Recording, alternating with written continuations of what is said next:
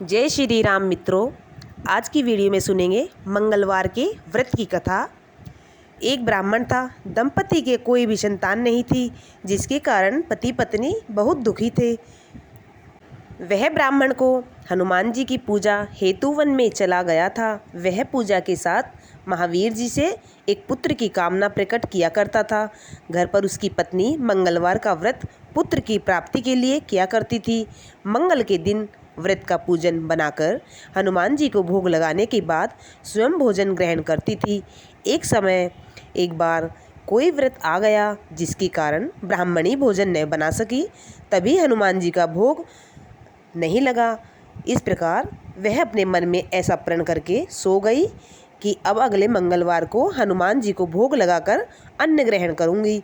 वह भूखी प्यासी 6 दिन तक पड़ी रही। मंगलवार के दिन उसे मूर्छा आ गई। तब हनुमान जी उसकी लगन और निष्ठा को देखकर अति प्रसन्न हो गए। उन्होंने उसे दर्शन दिए और कहा, मैं तुमसे अति प्रसन्न हूँ। मैं तुमको एक सुंदर बालक देता हूँ जो तुम्हारी बहुत सेवा किया करेगा। हनुमान जी मंगल को बाल रूप में उसको दर्शन देकर अंतर्ध्यान हो गए। सुंदर बालक पाकर ब्राह्मणी अति प्रसन्न हो गई। तभी ब्राह्मणी ने बालक का नाम मंगल रखा। कुछ समय बाद ब्राह्मण वन से लौटकर आया। प्रश्नचित सुंदर बालक को घर में कीड़ा करते देखकर वह ब्राह्मण पत्नी से बोला, यह बालक कौन है? पत्नी ने कहा, मंगलवार के दिन व्रत से प्रसन्न होकर हनुमान जी ने दर्शन देकर मुझे इस बालक को दिया है।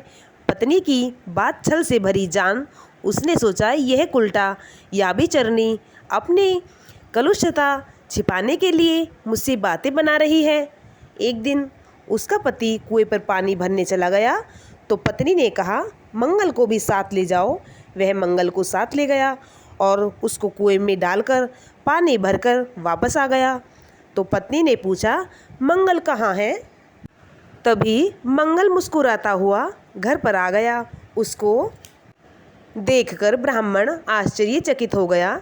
रात्रि को ब्राह्मण से हनुमान जी ने स्वप्न में कहा, यह बालक मैंने तुम्हारी पत्नी को दिया है। तुम अपनी पत्नी को उल्टा क्यों कहते हो? तुम्हारी पत्नी ने मेरा मंगलवार का व्रत बड़ी निष्ठा से किया है, श्रद्धा भाव से किया है। मैंने उस पर प्रसन्न होकर यह उसे वरदान दिया है। इस प्रकार ब्राह्मण यह जानकर हर्षित हुआ। उसके बाद ब्राह्मण और उसकी पत्नी हर मंगलवार को व्रत रखती और हनुमान जी का विधि विधान से पूजा पाठ करती और श्रद्धा भाव से आनंद पूर्वक जीवन व्यतीत करने लगे। दोनों हर मंगलवार का व्रत करते अथवा कथा को सुनते और नियम से व्रत को रखते थे। अब हनुमान जी की कृपा से उन दोनों के सभी कष्ट दूर हो गए और सर्व सुख प्राप्त होते रहे।